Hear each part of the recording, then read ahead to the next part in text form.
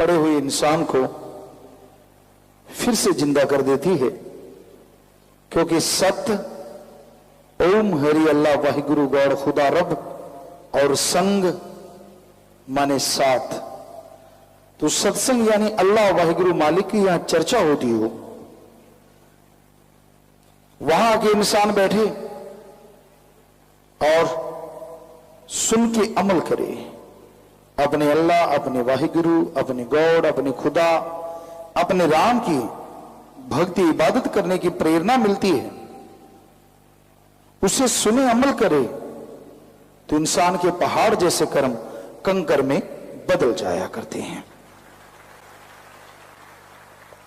इतिहास गवाह है, मालिक का नाम मुर्दों में जान डाल देता है।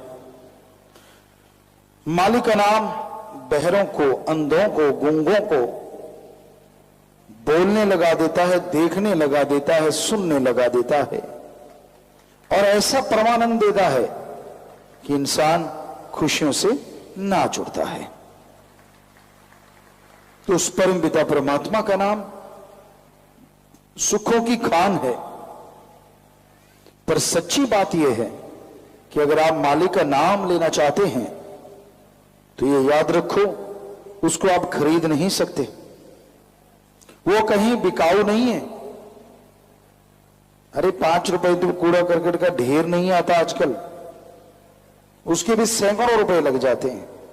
तो आप कैसे कह सकते हैं कि आपने मालिक को 1-2 रुपए में खरीद लिया? ईश्वर नाम अमोल है, बिन दाम बिकाए।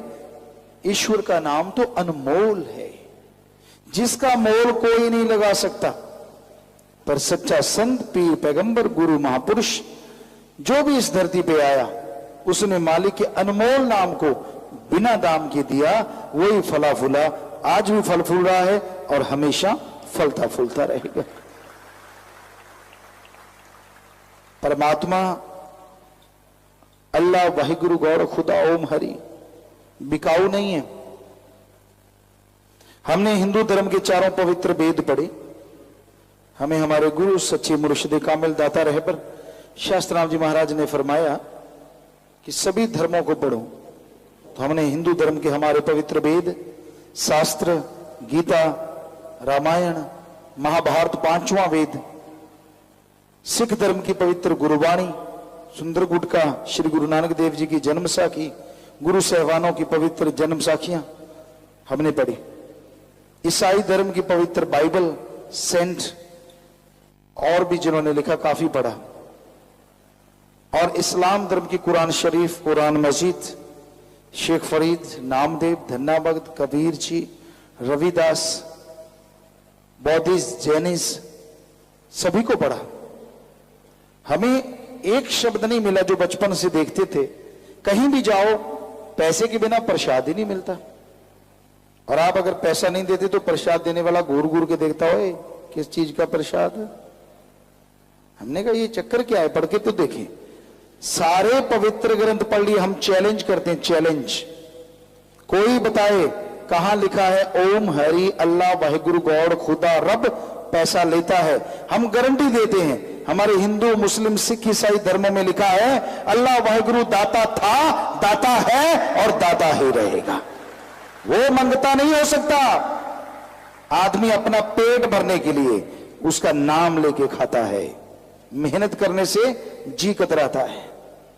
हिंदू धर्म में श्री राम जी, श्री कृष्ण जी अवतार हुए, और उन अवतारों ने सिर्फ अवतार ही नहीं हुए, वो राजा महाराजा भी थे।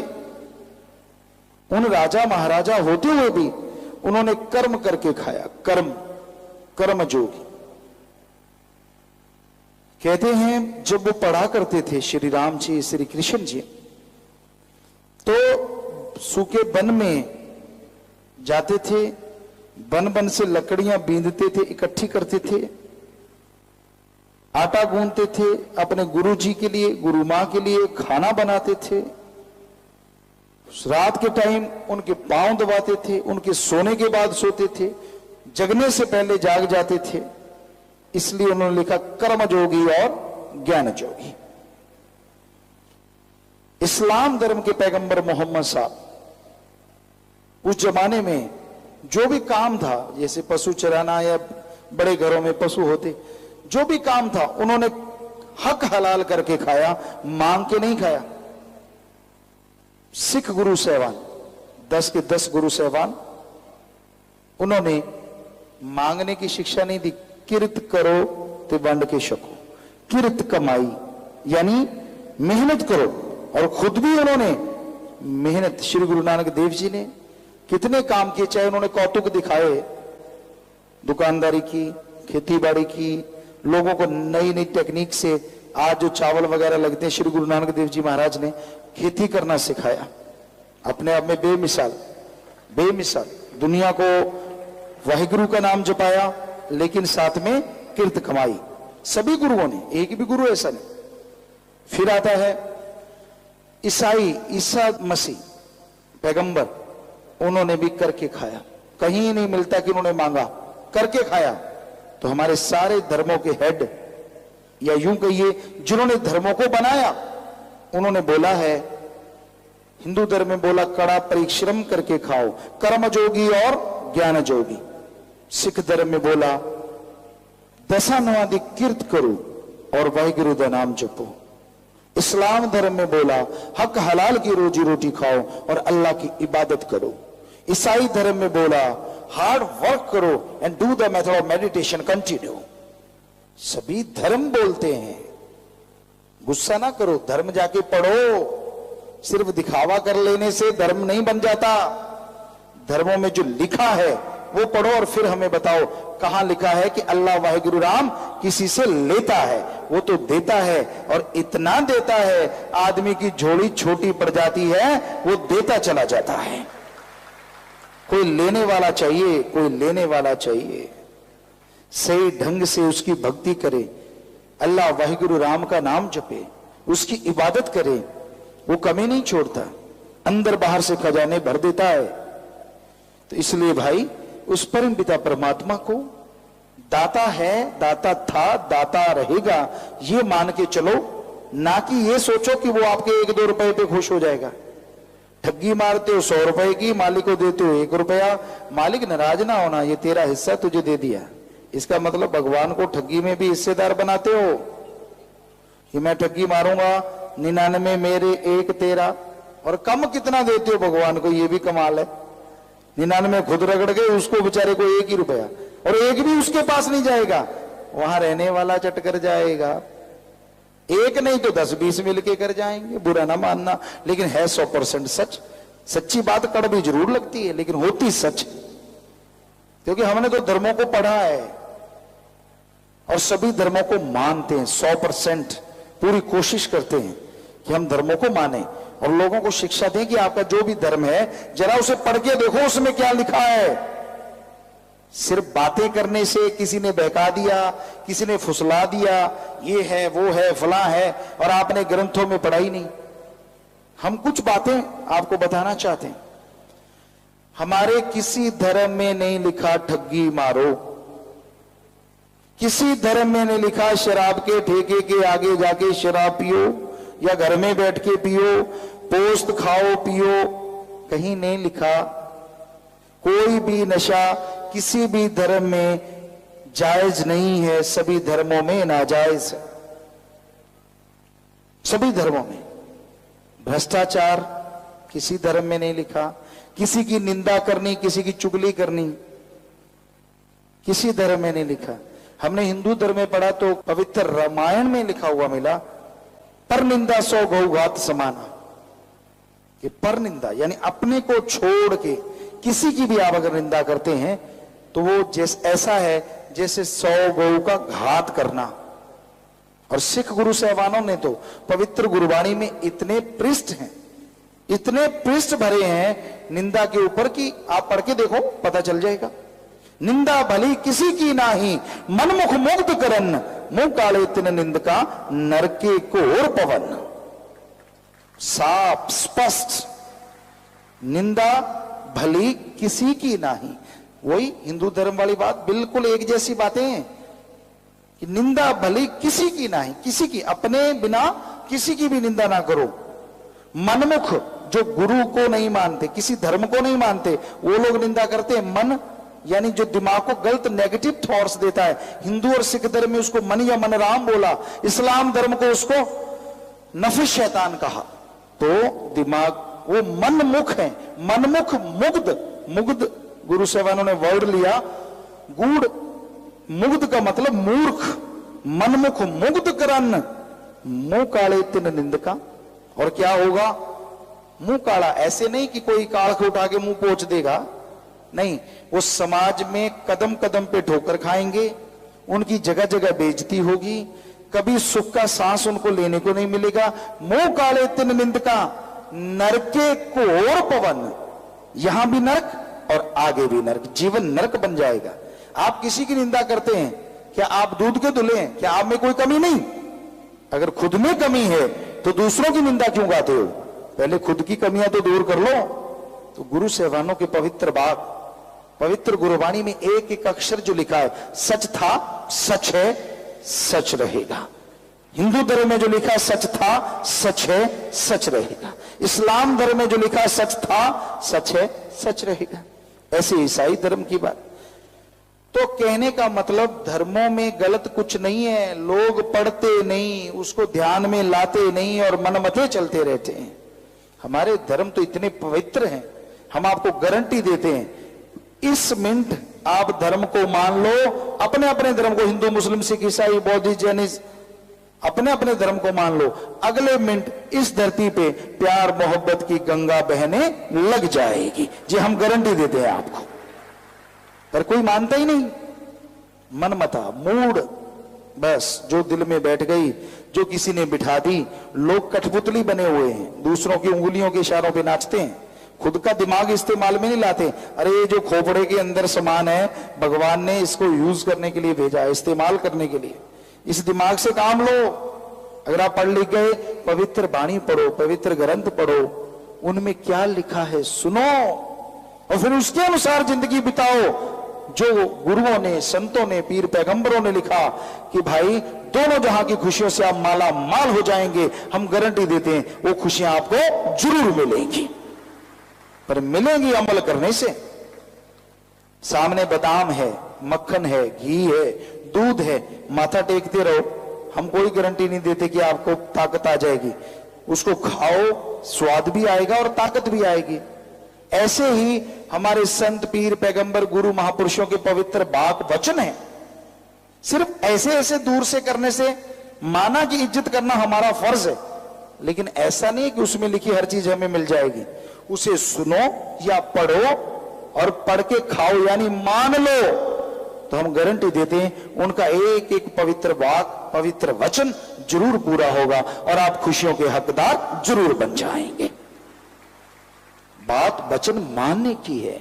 जब तक इंसान मानता नहीं, बिन अमलों के आलमा इल्म निकम्मे सारे। गुरु साहबानों ने भी फरमाया कि पढ़ पढ़ गड्ढे लदिए, कितना भी पढ़ लो आप, अगर उस पर अमल नहीं करते उसका कोई फायदा नहीं। पढ़ो, 2 लाइनें, उस पर अमल करना सीखो। अमल करोगे तो खुशियां हासिल होंगी, तो मालिक की दया में रहमत के काबिल बनोगे। इस्लाम धर्म में लिखा है, हे अल्लाह की इबादत करने वाला ही है, अल्लाह के बंदो, अगर उसके रहमो करम के हकदार बनना चाहते हो तो अमल किया करो। जो आपको बताया जाता है, जो अल्लाह ने अता किया है, जो आपको समझाया जाता है, उस पर चला करो, फिर देखो उसका रहमो करम कैसे मूसलाधार बरसेगा। तो हर धर्म यही कह रहा है, पुकार पुकार के कह रहा है। लेकिन आज घोर कलयुग है। महापुरुषों ने लिखा है कि कलयुग में कर्म धर्म नहीं कोई, कि ऐसा कलयुग आएगा, कलयुग में कर्म धर्म नहीं कोई। धर्म का कर्म नहीं लोग करेंगे, दिखावा ज्यादा, पहनावे पे जोर, फू फा, अमल के नाम पे जीरो, कुछ नहीं, अहंकार, मैं कुछ हूं, ये निरा अहंकार है। और हर धर्म में लिखा अहंकार को मार पड़ती है एक दिन। तो दीनता, नम्रता हर धर्म में लिखा गहने हैं। तो पहले से पता चल जाता है कि आप कितना मानते हैं धर्म को। ये आदमी की चाल से पता चलता है, चाल ढाल से, बैठने से, उसकी लियाकत से, कि क्या माँ बाप ने सिखाया, क्या धर्मों ने सिखाया। तो कलयुग में कर्म धर्म नहीं कोई। गुरुओं ने, पीर पैगंबरों ने, हमारे महापुरुषों ने लिखा कि ऐसा कलयुग जो कि चल रहा है, ऐसा टाइम आ जाएगा लोग दिखावा करेंगे, धर्म का कर्म नहीं करेंगे, यानी जो धर्मों में लिखा उसको नहीं मानेंगे। कलयुग में कर्म धर्म नहीं कोए, कलु का जन्म चंडाल के होए, कि लोग चंडाल रूप धारण कर लेंगे। धर्मों में लिखा है नम्रता धारण करो। शायद हमें पक्का नहीं याद, हम ये नहीं कह सकते कि ये 100% वही बात है, लेकिन यहां तक हमें याद आता है श्री गुरु अंगद देव जी या श्री गुरु रामदास जी, हमें ख्याल में नहीं आ रहा, तो उनका जो दाढ़ा था बहुत बड़ा था और किसी शायद गुरु नानक देव जी के बेटे ने या किसी ने पकड़ा, ये क्यों बढ़ाया है? तो उनके वचन सुनिए, क्या बोले वो, इतने बड़े गुरु, इतने बड़े मालिक, कहने लगे जी ये तो आप हमारे गुरु के बेटे हैं, आपके चरण पहुंचने के लिए बढ़ाया है। वाह, क्या नम्रता है, क्या दीनता है। और आज कोई ज्ञान नहीं बयान नहीं, यूं मैं कुछ नहीं, तू तेरा दिख गया सारा खाका। क्योंकि अगर तेरे में धर्म की जरा सी भी अंश है तो पहली ये लियाकत है हमारे धर्मों में। इतने बड़े गुरु, इतने बड़े महापुरुष ये कह रहे हैं कि हमारा ये दाढ़ा आपके कदम, आपके चरण पहुंचने के लिए। वाह, इससे बड़ी दीनता नम्रता की मिसाल क्या हो सकती है? तो भाई अहंकार को त्यागा करो। अहंकार में कुछ नहीं पड़ा, धर्मों में तो लिखा ही नहीं कि अहंकार करो, धर्मों में तो लिखा दीनता नम्रता धारण करो। अगर अल्लाह वाहिगुरु गौड़ खुदा राम को पाना है तो हमारा तो फर्ज बताना है, बुरा ना मान जाना। कोई सोचे गुरु जी मुझे कह रहे हैं, कोई फकीर मुझे कह रहा है, ऐसे में बैठा था। नहीं, हम आपको नहीं कह रहे, हम कह रहे हैं धर्मों में ऐसा लिखा नहीं है, ऐसे मत बैठा। आप दीनता नम्रता, माँ बाप का नाम सत्कार होता है कि भाई माँ बाप ने अच्छे संस्कार दिए, वाह, ये धर्म तो बड़ा दीनता नम्रता वाला है।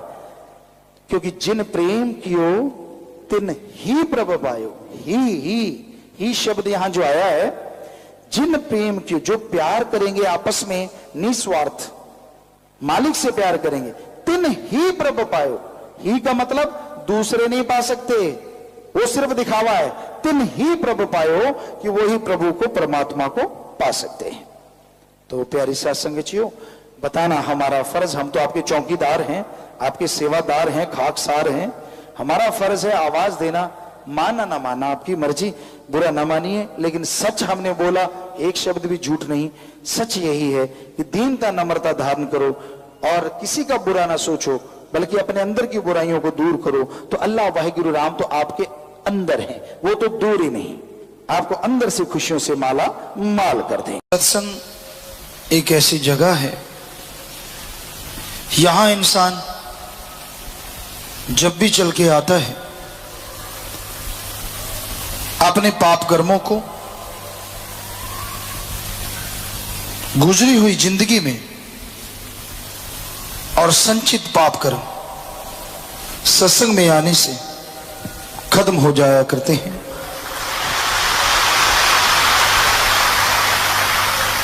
पर पूर्णतः खत्म तभी होते हैं जब इंसान सत्संग पे अमल करता है। वचन सुनना बहुत बड़ी बात है, पर सुन के मान लेना सबसे बड़ी बात है। काम वासना क्रोध लोभ मोह अहंकार मन माया, हम बार बार इनसे आपको आगाह करते रहते हैं कि इन सातों का ऐसा चक्रव्यूह है, मजाल नहीं कि जीव इससे निकल सके। बुरी तरह से इसमें उलझी हुई है दुनिया। मालिक का प्यार, उसकी मोहब्बत को हासिल करना हो तो इंसान सत्संग में चल के आए। पीर फकीर गुरु मुर्शिद कामिल सत्संग में परमपिता परमात्मा की बात सुनाते हैं। जो बात सुन के अमल कर लेते हैं उन्हें अंदर बाहर कोई कमी नहीं रहती। कई बार सत्संगियों को यह होता है कि जिसका 10वां द्वार खुलता है, क्या फर्क होता है उसमें? जिसका 10वां द्वार खुल जाता है, उसके अंदर आत्मिक शांति बेइंतहा आ जाती है। इतना आत्मबल पैदा हो जाता है कि वो कभी काम, वासना, क्रोध, लोभ, मोह, अहंकार, मन, माया में उलझता नहीं। इतना बलवान हो जाता है कि वो अपने ऊपर मन को कभी हावी होने नहीं देता, शांत चित्त रहता है और शांत चित्त रहता हुआ अपनी मंजिल पे आगे बढ़ता रहता है। उसके अंदर सहन शक्ति बेहद बढ़ जाती है और सहन शक्ति का बढ़ना आत्मबल का ही एक रूप है। ये घोर कलयुग का समय है और इस घोर कलयुग में आदमी हद से ज्यादा गिरते जा रहे हैं।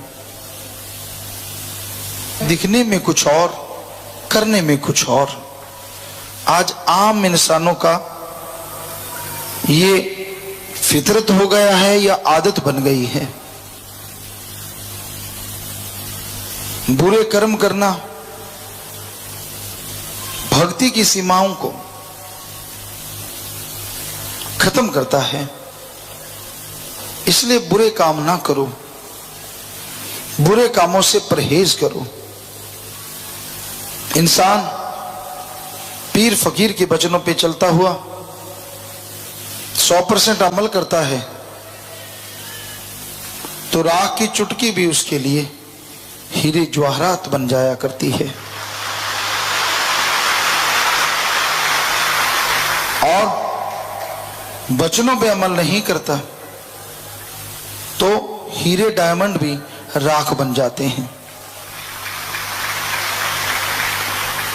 वचनों पे अमल कैसे करे? घोर कलयुग है। तो ऐसे समय में सुमरन का पक्का बने। आधा घंटा, चलो 15 मिनट, 10 मिनट सुबह, इतना ही समय शाम को मालिक की में भक्ति में लगाना ही होगा। सेवा करो, दृढ़ यकीन रखो। सहजो बाई एक भक्तनी हुई, किसी ने उससे सवाल किया कि अगर आपको भगवान मिल गया तो क्या आप अपने गुरु पीर फकीर को छोड़ दोगे? जब भगवान ही मिल गया तो उसने जवाब दिया, भगवान ने आना है तो मेरे गुरु का रूप धारण करके आए, वरना मैं भगवान को कोड़ी कुश्ती से भी गया गुजरा समझूंगी, क्योंकि उस जमाने में कोई कोड़ी कुश्ती के पास नहीं बैठता था। तो बहुत बहुत बड़ी बात, ऐसा दृढ़ यकीन हो, इतना ज्यादा, फिर वचनों पे अमल भी अपने आप होता चला जाता है और खुशियां भी अपने आप आती चली जाती हैं। पर इतना दृढ़ यकीन सेवा सुमरन से होता है।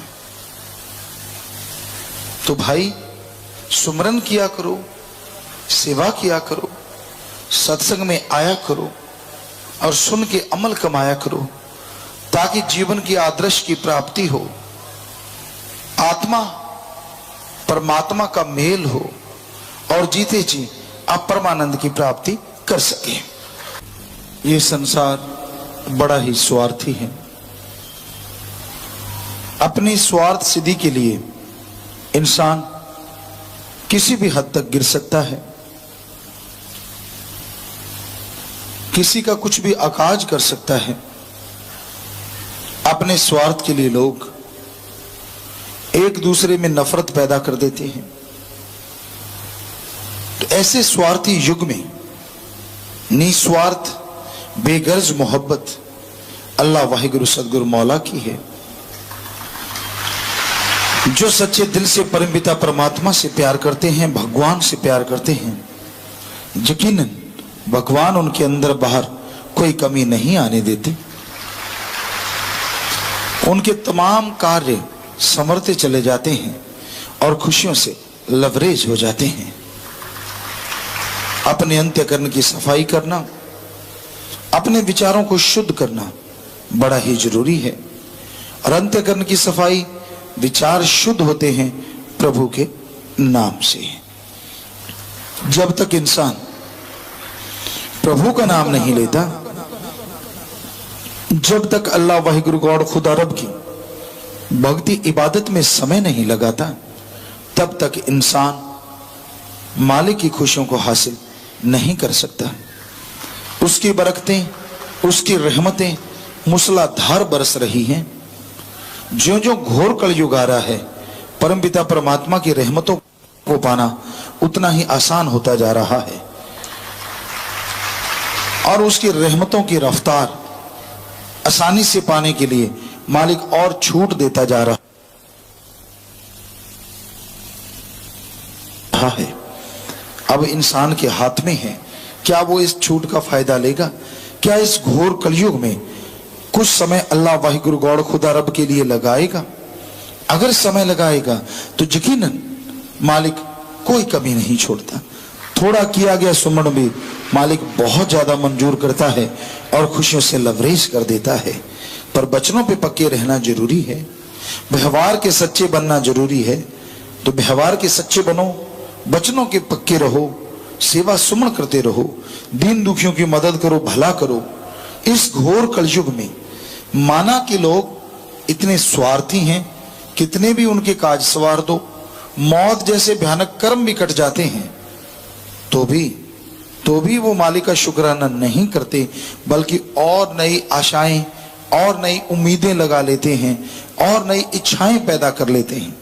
उम्मीद तो अल्लाह से लगानी चाहिए, वाहिगुरु गॉड खुदा रब से लगानी चाहिए, लेकिन इच्छाओं का मक्कड़ जाल नहीं बुनना चाहिए।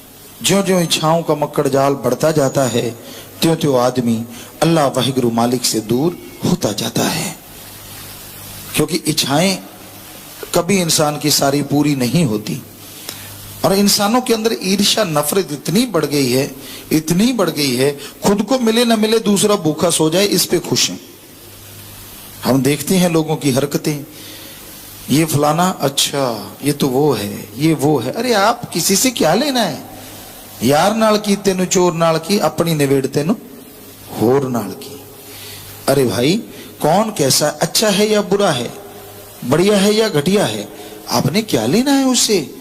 आप अपने बारे में सोचें कि हाँ मैंने अपने विचारों को चेंज करना है, हाँ मैंने अल्लाह वाहिगुरु मालिक के काबिल बनना है।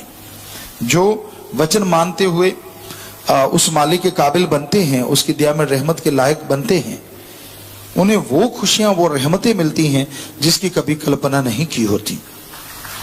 तो इसलिए आप संत जो बताएं और अमल करो, सेवा किया करो, सुमरन करो, ईर्ष्या नफरत की बीमारी को त्याग दो। ये तो जरूर सोचो कि भाई कोई नेकी में आगे बढ़ रहा है, मालिक हमें हिम्मत दे, हम भी आगे बढ़ें, और जो आगे बढ़ रहा है उसको और रहमत कर, वो और आगे बढ़ जाए। ये तो हुई स्वस्थ परंपरा कि हाँ किसी को देख के, क्योंकि काम दो तरीके से होता है, या तो इंसान प्रीत लगन से, मन से, आत्मा से करे, या फिर कहते हैं रीस, किसी को देख के किसी की नकल, कि हाँ भाई अच्छे काम कर रहा है उसकी नकल करो, बुरे की नहीं। कोई किसी का भला कर रहा है, हाँ यार ये कर रहा है मैं क्यों नहीं कर सकता, तो हो गया ना कि वो रीस, उसका उसके अनुसार चलना। तो या फिर प्रीत, अंत्य करने में इतनी प्रीत हो, इतनी मोहब्बत हो, दुनिया कुछ भी कहे भीलनी की तरह अड्डा जमा लिया तो जमा लिया कि हाँ खुशियां हासिल करनी है तो करनी है, बस सोच लिया तो मालिक नहीं आएगा, हो ही नहीं सकता। वो प्रत्यक्ष नहीं तो अप्रत्यक्ष आपकी आके हर इच्छाएं पूरी करेगा और खुशियों से लवरेज जरूर कर देगा। पर भावना तो शुद्ध चाहिए, सुमरण तो करना होगा, बचनों पे तो अमल करना होगा।